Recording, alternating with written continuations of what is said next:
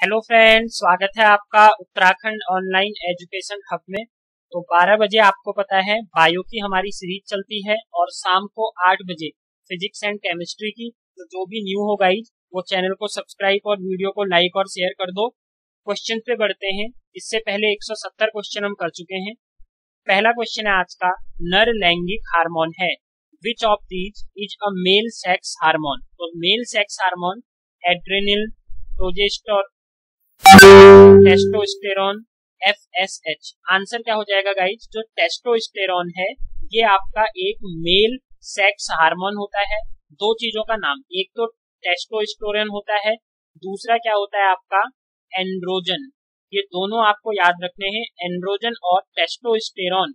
ये आपके क्या कहलाते हैं guys? Male hormone, mail sex hormone. तो आंसर क्या हो जाएगा आपका? ऑप्शन नंबर सी इस क्वेश्चन का करेक्ट आंसर हो जाएगा। सेक्रेशन कहाँ से होता है? तो हिंदी में वृषण बोला जाता है, और टेस्टीज इंग्लिश में क्या बोलते हो इसे? टेस्टीज से इसका क्या होता है? श्रावण होता है या सिक्रेशन होता है। चलो अगले क्वेश्चन पे आ जाते हैं। निम्न में से कौन सा एक स्त्रीलिंग हार्मोन है? स्त्रीलिंग हार्मोन का मतलब आपसे क्या पूछ रहा है गाइज? वो कह रहा है निम्न में से कौन सा एक फीमेल सेक्स हार्मोन है। तो एस्ट्रोजन, एंड्रोजन, ऑक्सिन या इंसुलिन। देखो इंसुलिन तो पेनक्रियाज से निकलता है और ये मधुमेह वाले रोग के लिए हो गया। ऑक्सिन नहीं होगा। एंड्रोजन मैंने अभी आपको बताया ये होता है मेल सेक्स हार्मोन। लेकिन एस्ट्रोजन की अगर बात करें तो एस्ट्रोजन क्या होता है गाइज? आपका फीमेल सेक्स हार्मोन होता है। तो androgen for male sex hormone and oestrogen किसके लिए होता है? फीमेल सेक्स हार्मोन के लिए। ठीक हो गया। और अगर हम फीमेल सेक्स हार्मोन की बात करें, एक एस्ट्रॉन होता है। एस्ट्रॉन भी कौन सा है? फीमेल सेक्स हार्मोन है। एस्ट्रियोल अगर आपसे पूछे, एस्ट्रियोल ये भी कौन सा होता है गाइज? आपका फीमेल सेक्स हार्मोन है। अगला क्वेश्चन है गाइज, एस्ट्रोजन का श्रावण कहाँ से होता है? तो जो एस्ट्रोजन हार्मोन है ये कहाँ से निकलता है ये आपसे पूछा जा रहा है।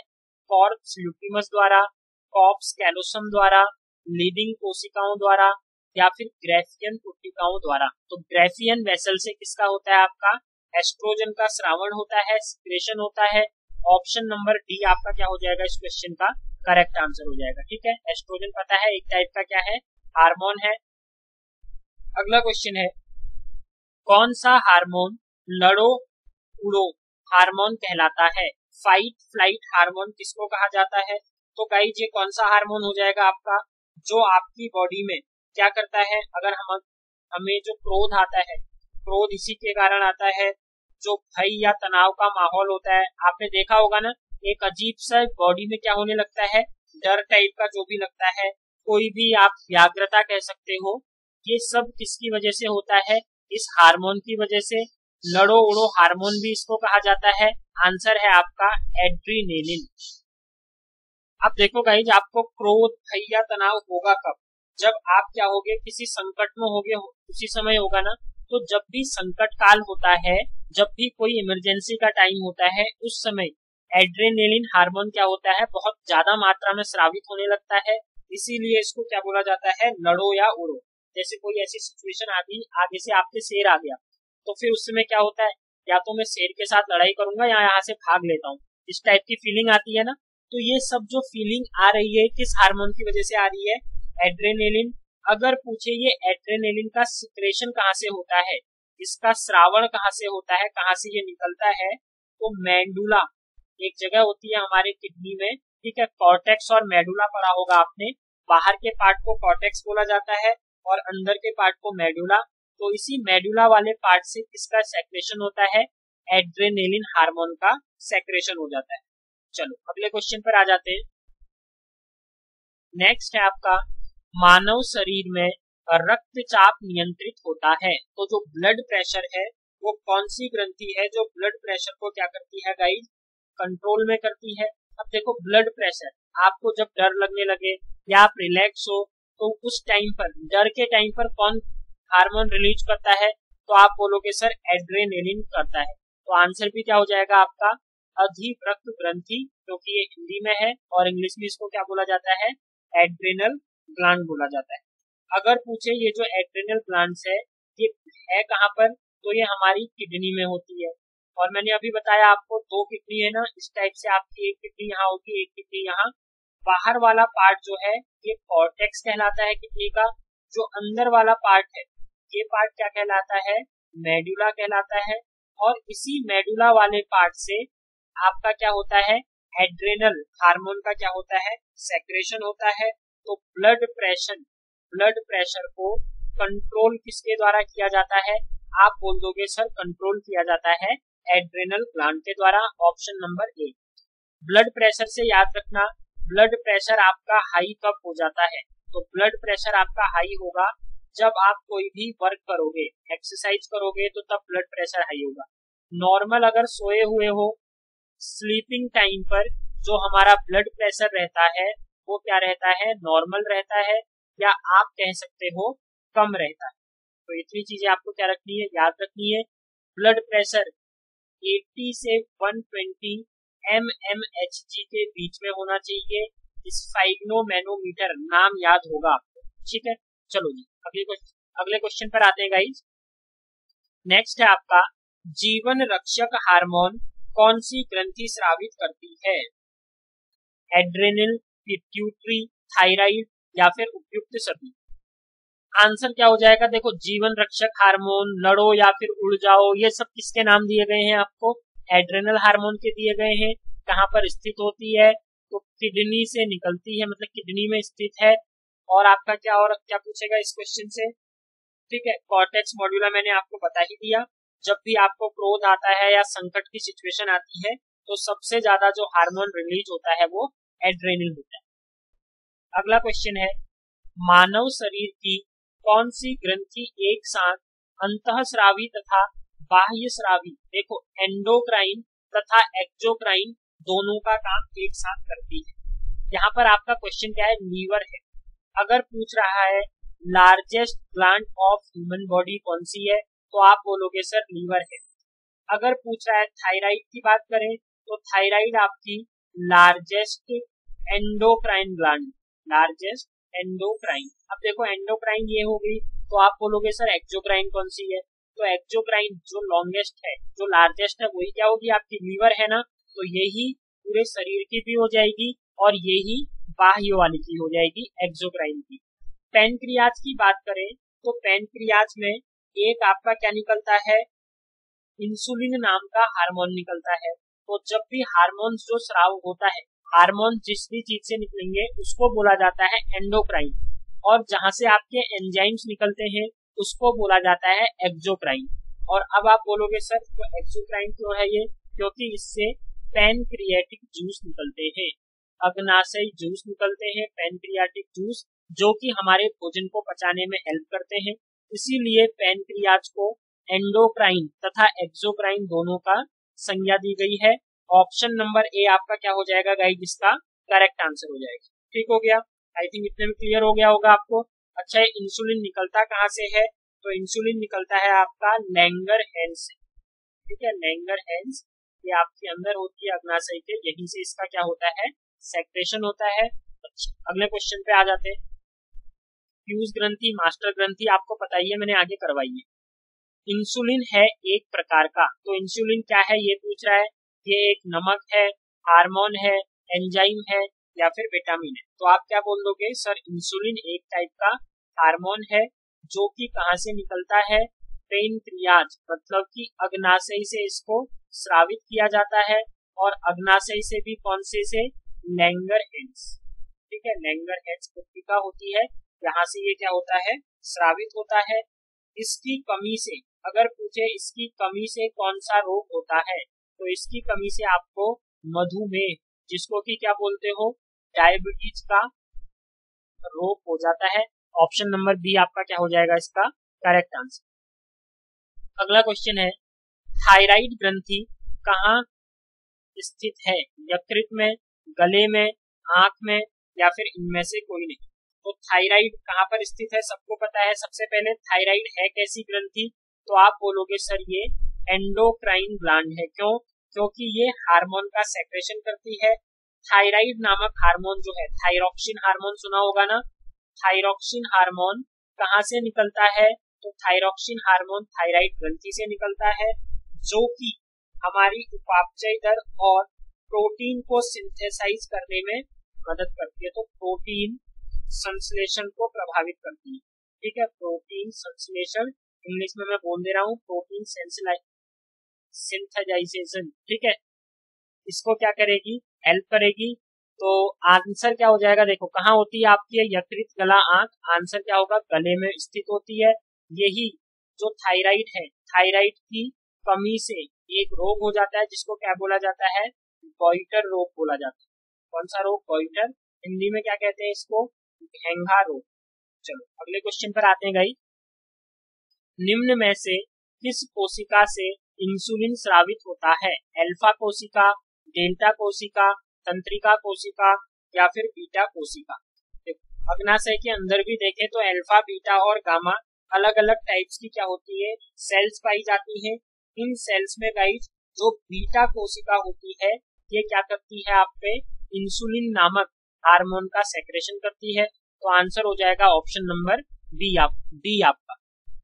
अब देखो अगर हम बात करें इसका और काम क्या है गाइस, ये क्या करती है, ग्लूकोज को ग्लाइकोजन की फॉर्म में संचित करती है। क्वेश्चन पूछा हुआ है ग्लूकोज किस फॉर्म में स्टोर होता है, तो ग्लूकोज ग्लाइकोजन के रूप में संचय हो जाता है। कहाँ पर संचय होता है, तो यकृत के अंदर संचित हो जाता है। ठीक है, इतना हो गया। चलो अगले क्वेश्चन पे आ जाते हैं। इंसुलिन उत्पादित होता है, कहाँ से इंसुलिन उत्पादित होता है, फ्यूज ग्रंथि से, पित्ताशय से, आंत से, पैंक्रियाज से। Option number D repeated question आ चुका है आई थिंक। अगला है इंसुलिन की खोज किसने की थी, तो अब आपको बताना है जो इंसुलिन है इसकी खोज किसके द्वारा की गई थी। ऑप्शन में है आपके लाइनक के द्वारा, बेटिंग व बेस्ट के द्वारा या फिर जेनर के द्वारा, और अगला ऑप्शन है वॉक्समैन के द्वारा। तो आंसर क्या हो जाएगा आपका, बेटिंग व बेस्ट ने इंसुलिन की खोज की थी। इंसुलिन के बारे में अभी मैंने आपको बताया, बीटा सेल जो है इसका क्या करती है, निकालती है, इसका सेक्रेशन करती है। इंसुलिन की कमी, देखो दो चीजें होती है, इंसुलिन अगर आपकी बॉडी में कमी है तो तब भी रोग होता है, अगर बहुत ज्यादा हो जाएगा तो तब भी क्या हो जाएगा, आपकी बॉडी को वो हार्म करेगा। इसके गाइज अगर इंसुलिन हार्मोन का उत्पादन बंद हो जाए तो क्या हो सकता है, मतलब आपकी बॉडी, आपका पैंक्रियाज जो है वो क्या नहीं करना स्टार्ट कर रहा है, इंसुलिन को स्रावित नहीं कर रहा है। तो याद रखना आपकी बॉडी में, ठीक है, जो रक्त है उसमें शर्करा की मात्रा बढ़ जाती है। तो आपको पता है मधुमेह कमी के कारण कौन सा रोग होता है, तो आप बोलोगे सर मधुमेह नाम का क्या हो जाता है रोग, जिसे डायबिटीज कहा जाता है। लेकिन अगर ये इंसुलिन ज्यादा मात्रा में स्रावित होता है तो ज्यादा मात्रा में स्रावित होने पर जो रोग हो जाता है उसको क्या बोला जाता है, हाइपोग्लाइसीमिया। हाइपोग्लाइसीमिया, तो ये नया है क्वेश्चन, याद रख लेना। अभी तक ज्यादा टाइम क्या पूछा गया है, केवल ये पूछा जाता है इंसुलिन की कमी से कौन सा रोग होता है। अगर वो पूछते हैं इंसुलिन की अधिकता से कौन सा रोग होता है तो वहां इंसुलिन देख लोगे और ऑप्शन में मधुमेह होगा, तो मधुमेह को मत करना। कमी पूछा है देन यू विल आंसर मधुमेह, डायबिटीज। लेकिन अगर इंक्रीज में पूछ रहा है, अगर इंसुलिन ज्यादा मात्रा में स्रावित हो रहा है तो हाइपोग्लाइसीमिया नामक क्या हो जाता है, रोग हो जाता है। अगला क्वेश्चन है गाइस आपका, लैंगरहैंस की दीपिकाएं जो इंसुलिन का स्राव करती हैं कहाँ स्थित होती हैं। तो फिर से बच्चों वाला क्वेश्चन है ना, लैंगरहैंस से इंसुलिन निकलता है और इंसुलिन निकलता है अग्नाशय। ऑप्शन नंबर सी आपका क्या हो जाएगा इस प्रश्न का करेक्ट आंसर हो जाएगा। अगला क्वेश्चन है, कंकाल की मांसपेशियों की अनुमानित संख्या है, तो जो कंकाल की अनुमानित संख्या है वो कितनी होती है हमारी बॉडी में, ये आपको बताना है। 206, 200, 500 या 700। अब देखो कुछ लोग कंकाल देखते ही क्या कर देंगे 206, 206 मत करना, कंकाल की मांसपेशियों की बात कर रहा है। तो क्या हो जाएगा आपका गाइज, आपका आंसर हो जाएगा, देखो इंग्लिश में स्केलेटल मसल्स की बात, लगभग 700 स्केलेटल मसल हमारी बॉडी में पाई जाती हैं। टोटल वेट का 40%, टोटल भार का कितना परसेंट, 40% हमारी बॉडी में क्या होता है गाइज, कंकाल की मांसपेशियां होती हैं। इन मांसपेशियों को अलग नाम से भी जाना जाता है, तो इनको स्वैच्छिक अथवा रैखिक मांस, ठीक है, स्वैच्छिक अथवा रैखिक मांसपेशी भी कहा जाता है। तो ये भी आपको याद रखना है। बोलेगा निम्न में से किन मांसपेशियों को स्वैच्छिक अथवा रैखिक मांसपेशी कहा जाता है? तो किसको? कंकाल की मांसपेशियों को, स्केलेटल मसल्स को। कितनी होती हैं? 700 होती हैं। 206 ये बोन्स की संख्या है। ये किसकी संख्या है? बोन्स, हड्डियों की। अगर केवल स्केलेटल की बात करता, अगर बोन्स की बात करेगा तब 206, लेकिन कंकाल की मांसपेशियों की, मसल्स की बात करेगा तो 700, जो कि टोटल वेट का कितनी होती है गाइस? 40% होती है। स्वैच्छिक या रैखिक मांसपेशियां इनको कहा जाता है। अगला प्रश्न है, मनुष्य के शरीर की सर्वाधिक शक्तिशाली पेशी है। तो the most powerful muscle in the human body is. तो गाइस देखो, सबसे शक्तिशाली अगर हड्डी कहाँ होती है तो आप कहते हो जबड़े वाली, जौ वाली होती है ना, ठीक है, कठोर की बात करते हो अगर आप, तो ऐसे ही यही मसल की बात करेगा तो तब भी आपका आंसर क्या होगा? जौ हो जाएगा। आंसर हो जाएगा जबड़ा, ऑप्शन नंबर सी। ठीक है, जो बुक्स में लिखा हुआ है, बुक्स के अकॉर्डिंग क्या है गाइस, जो ये जबड़ा होता है ना, इतना शक्तिशाली है कि 280 केजी तक वेट को लिफ्ट कर सकता है। जो ह्यूमन का क्या है, नॉर्मल ह्यूमन का जो जॉ होता है वो 280 केजी वेट को क्या कर सकता है, आपका लिफ्ट कर सकता है। तो सोच सकते हो 280 केजी कितना होता है, लगभग 3 कुंटल के आसपास आप अपने जॉ से क्या कर सकते हो, वेट को उठा सकते हो। अगला क्वेश्चन है, निम्न में से किसकी पेशियों में स्व स्पंदन का गुण पाया जाता है? सेल्फ पल्सुएशन, ठीक है, हृदय, वृक्क, यकृत या फिर आंत। तो आंसर क्या हो जाएगा गाइस? आप ये बताओ, चाहे आप सो रहे हो, चाहे आप जग रहे हो, अगर एक बॉडी, ठीक है, एक ऑर्गन जिसको बोला जाता है busiest organ of human body, जो कभी भी विश्राम नहीं करता, अगर आपका हृदय विश्राम करना बंद कर देगा तो क्या आप जी पाओगे? तो आपका आंसर होगा सर नहीं जी पाएंगे। तो ये क्या हो जाएगा आपका? हार्ट आपका करेक्ट आंसर हो जाएगा। हार्ट की बात करें, ह्यूमन बीइंग में 4 चैम्बर का हार्ट होता है, वेंट्रिकल और ऑरिकल की फॉर्म में होगा। ठीक है, ये क्या करता है गाइस? लव डब की साउंड होती है इसमें, साउंड पूछे तो लव डब। एक्चुअली होता क्या है, देखो, ब्लड आएगा, ऊपर वाली जो लेयर होगी ये क्या होती है? थिन लेयर होती है, और जो नीचे की लेयर होती है ये क्या होती है? थिक लेयर होती है। ब्लड क्या करता है, एक बार संकुचन होगा ना, ये क्या किस टाइप से होगा? ब्लड आएगा फिर ये छोड़ेगा, ब्लड आएगा फिर ये छोड़ेगा, तो सिस्टोल डायस्टोल बोला जाता है इसे, जो लब लब का साउंड होता है। आंसर हृदय आपका क्या हो जाएगा? करेक्ट आंसर हो जाएगा। ठीक है, तो ये क्या होती है? अनैच्छिक पेशी। अच्छा, कार्डिक अगर पूछे हार्ट किसका बना होता है, तो एक कार्डिक मसल का बना होता है। किसका? कार्डिक मसल से मिलकर के बना होता है। कौन? हार्ट। और ये कभी भी जीवन में विश्राम नहीं करता है। सबसे बिजिएस्ट ऑर्गन कौन सा है आपका? हार्ट होता है। अगला, और यहीं से आपको पता ही है, मैंने बताया भी है आपको, वेन्स एंड आर्टरीज के बारे में बताया है। सबसे बड़ी वेन्स की बात करोगे तो वी से वेन्स आ रहा, तो वेना कावा बोलोगे। ठीक है, और आर्टरी की बात करेंगे तो क्या हो जाएगी? अरोटा सबसे बड़ी हो जाएगी। ये दोनों क्या है? सबसे बड़ी। अगले क्वेश्चन पर आ जाते हैं, किस अम्ल के मांसपेशियों में जमा होने के कारण मनुष्यों को थकान महसूस होती है? तो कौन सा अम्ल होता है गाइस?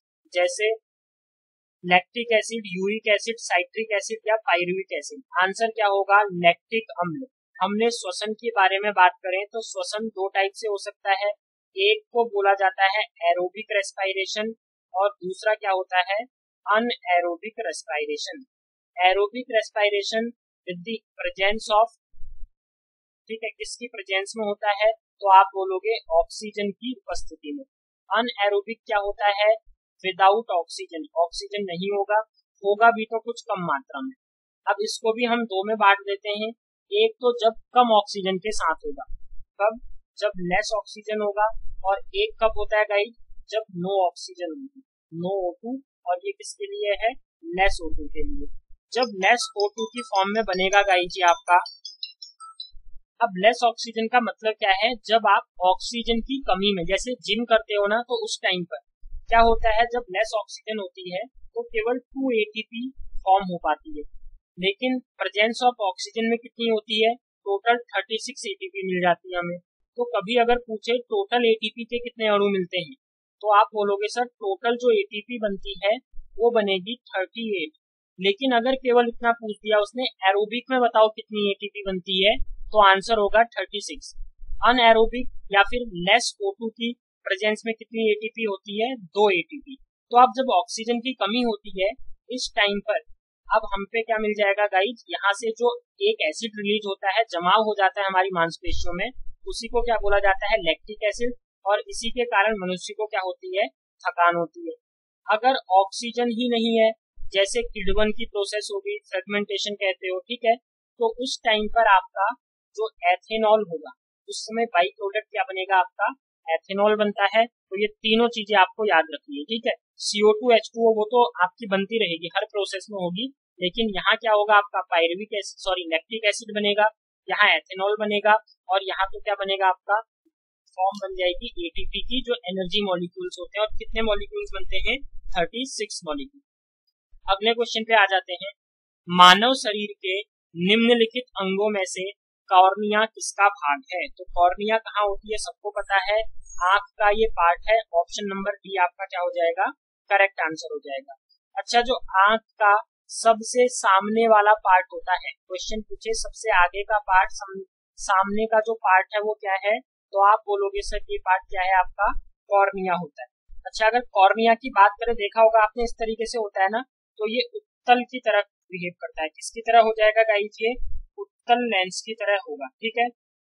कॉन्वेक्स, उत्तल लिख दिया मैंने, किसकी तरह, कॉन्वेक्स फिगर होगा इसका, कॉन्वेक्स आकृति होगी। ये एक पारदर्शक पृष्ठ होता है, मतलब पारदर्शक का मतलब क्या हो गया, प्रकाश यहीं से हमारे आंख में क्या करेगा, अंदर जाएगा। फिर यहाँ पुतली होगी, जो ब्लैक ब्लैक कहते हो ना, जो ब्लैक ब्लू ब्राउन होती है, अलग अलग आंखों में देखी होगी, तो ये क्या कहलाती है, पुतली कहलाती है। प्यूपिल कहते हो जिसको, इंग्लिश में क्या कहा जाता है, प्यूपिल कहा जाता है। फिर लास्ट में यहाँ क्या होती है, रेटिना होती है। और जो इमेज बनती है वो कहाँ बनती है गाइज, इसी रेटिना पर।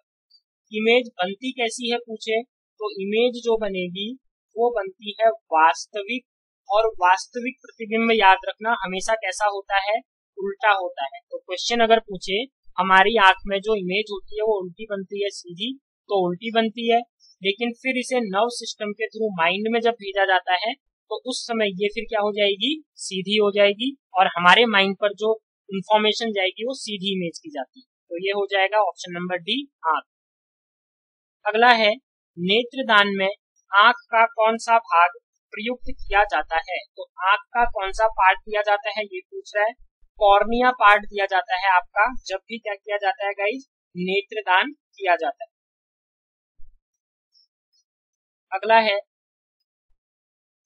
नेत्र में प्रवेश करने वाले प्रकाश की मात्रा का नियंत्रण निम्न में से किस अंग द्वारा किया जाता है? तो जो प्रकाश की मात्रा जो कंट्रोल होगी वो कंट्रोल किसके द्वारा किया जाएगा, ये पूछा है। तो गाइज नाम क्या है इसका, कॉर्निया, ये तो बाहर वाला पार्ट हो गया, प्रकाश से अंदर जाएगा। कोराइड, रेटिना, रेटिना पे तो क्या बनती है आपकी, इमेज बनती है। तो जो प्रकाश जाता है वो आइरिस कंट्रोल करता है, कितना प्रकाश अंदर जा रहा है, कितना प्रकाश, आपने देखा होगा ना, बहुत तेज अगर प्रकाश जाता है तो हमारी आंखें एकदम बंद टाइप होती है। तो कंट्रोल जो किया जाता है लाइट का वो आइरिस के द्वारा किया जाता है। ऑप्शन नंबर डी आपका क्या हो जाएगा गाइस, इसका करेक्ट आंसर हो जाएगा। तो ये है हमारे कंप्लीट 190 क्वेश्चन। मिलते हैं गाइस नेक्स्ट वीडियो पे। Thanks, bye, have a good day.